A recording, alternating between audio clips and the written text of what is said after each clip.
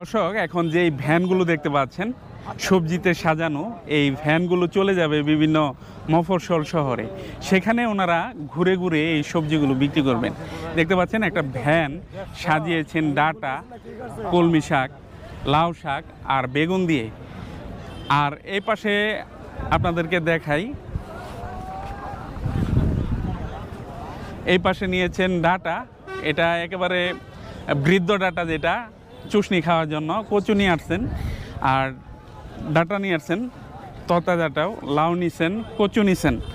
এই পাশেও দেখতে পাচ্ছেন ডাঁটা নিয়েছেন, কচু নিয়েছেন, তারপর ধুন্দল নিয়েছেন, কলমি শাক নিয়েছেন, তারপরে নিয়েছেন জাতলাউ, কচুর মুখী। ভাই, এটা কোন জায়গায় বিক্রি করবেন? জামালপুর শহরে ঘুরে ঘুরে বিক্রি করেন। তো কেমন ব্যবসা এখন, কেমন ভাই? ভালো, 500-700-1000 টাকা থাকে। তো শুনতে পেলেন যে এই সবজির ব্যবসাতেও অল্প পরিমাণ কিন্তু সবজি নিয়েছেন। এই সবজি সারাদিন ঘুরে ঘুরে বিক্রি করবেন, সেই সাথে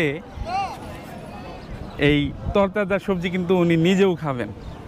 তো সবজি কিনতে হয় না ওনার, সবজির বাজেটটা ওনার লাগে না, এখান থেকেই হয়ে যায়। এই সবজি বিক্রি করে উনি দিন 500 টাকা, 700 টাকা, 1000 টাকা পর্যন্তও থাকে, সংসার চলে আর কি। তো যদি কেউ করে খেতে চান, এই রকম সবজি বিক্রি করেও খেতে পারেন।